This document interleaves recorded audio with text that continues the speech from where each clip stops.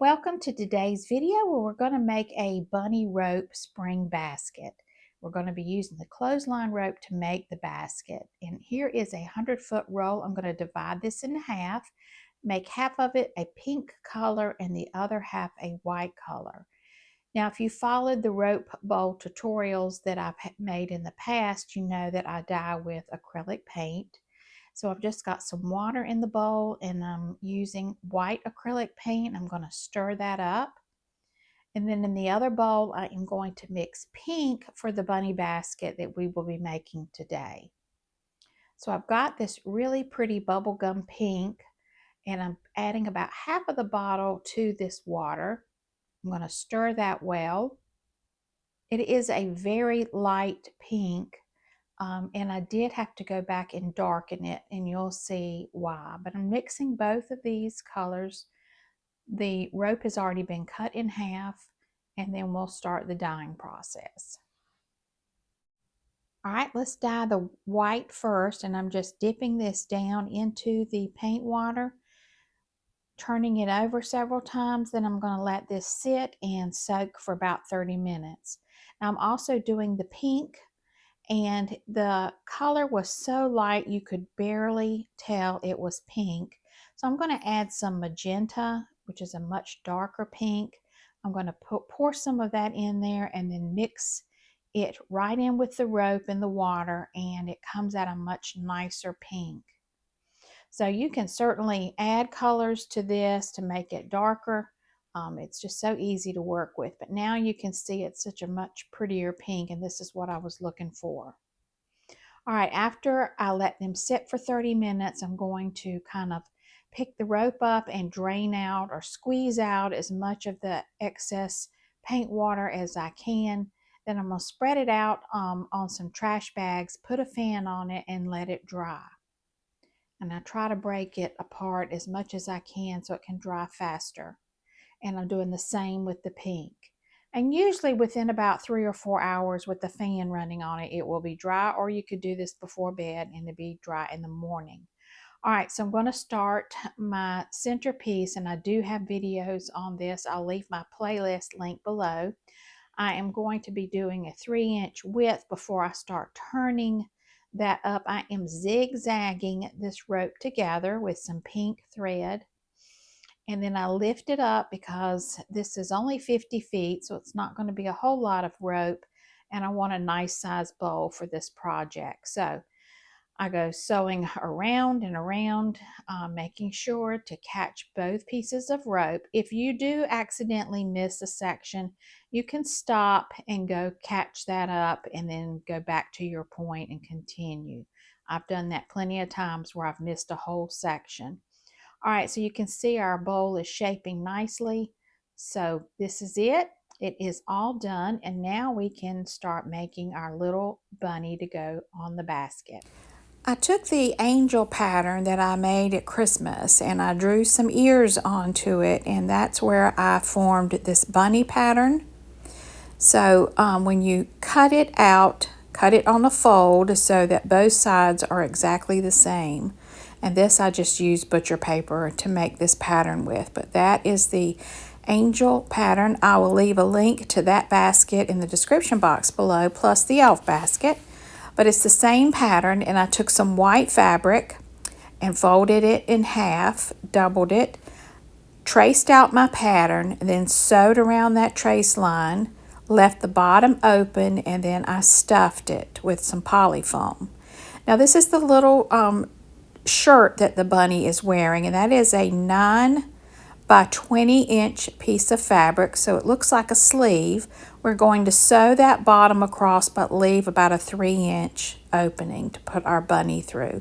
I did add some pretty lace to both sides. I sewed that first before I stitched across this seam line, leaving that open, and then we're going to tuck our bunny right inside that seam, open seam. Now there is the bunny. Looks so cute. We're going to pull the sleeves up a little bit. It kind of gathers them up.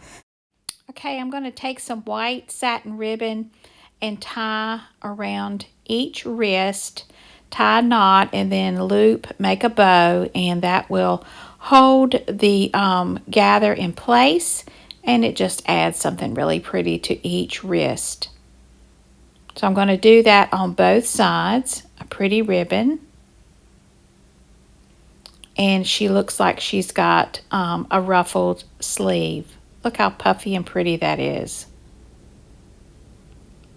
All right, we're going to do both sides with the pretty ribbon. All right, there she is. And now I want to put some lace around her neck. And instead of sewing it right to the shirt, I'm just going to bring it to the back, pin it in place, and then I will tack it with needle and thread right to the bunny. And that's pretty simple. There she is. She looks so pretty in her new shirt. So let's move on to the next step. I took my coordinating fabric and cut a 72-inch long strip, 8 inches wide, folded it in half, and then right sides together I sewed that bottom seam, and you can see I measured and it fits around that bowl perfectly. And what we are going to do is gather this up. So I made a casing line at the top of the fabric. I'm going to slip the safety pin inside there with the elastic that I have already measured around that basket. I'm just going to gather this up, and then once I have it gathered, I sewed the two ends together with the elastic, and then I'm using my clips to go around and hold the skirt in place. And you kind of stretch and play with those gathers until you have everything looking nice and equal.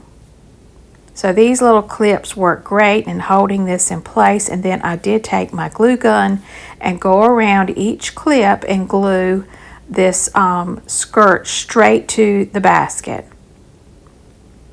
Now I didn't try to do that on my machine. That was an awful lot there to try to sew, and the glue gun worked great. Now let's put a face on our bunny. I have a nose that I cut out of pink felt and glued that on. I've got two really cute blue iridescent buttons that look like eyes.